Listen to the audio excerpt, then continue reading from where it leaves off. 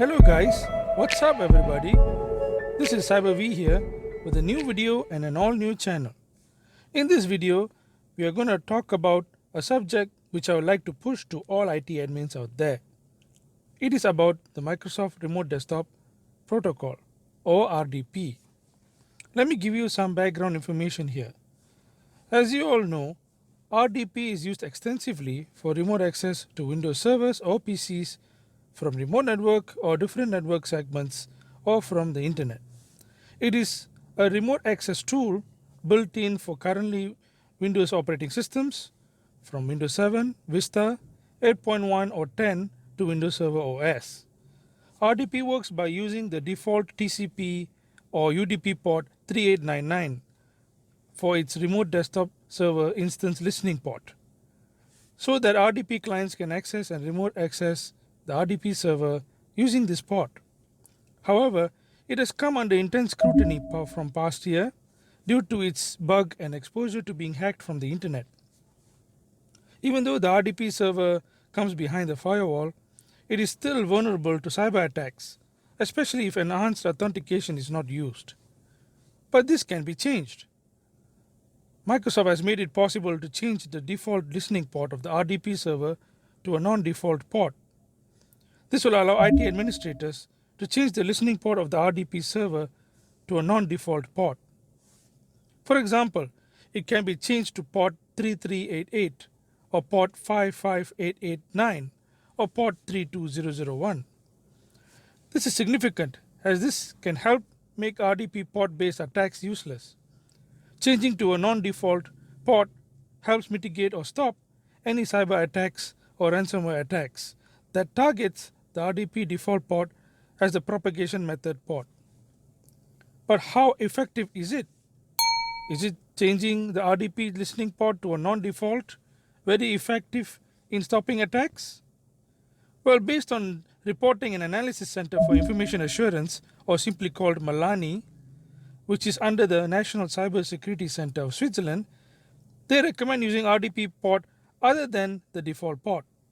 It is part of their recommendation to combat ransomware threats for SMEs in Switzerland.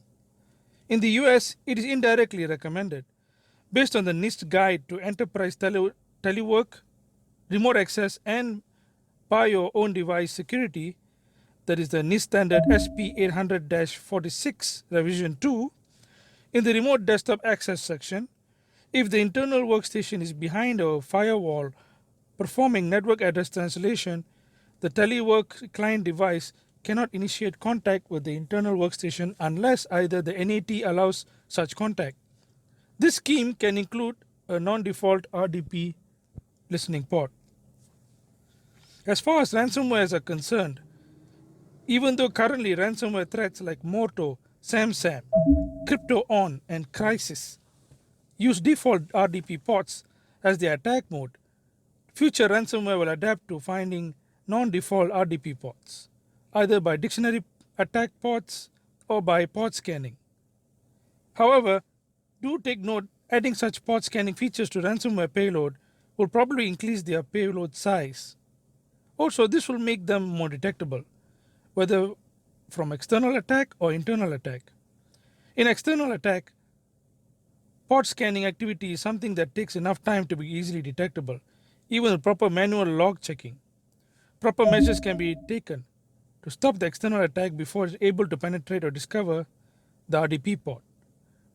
It depends on how fast it is detected.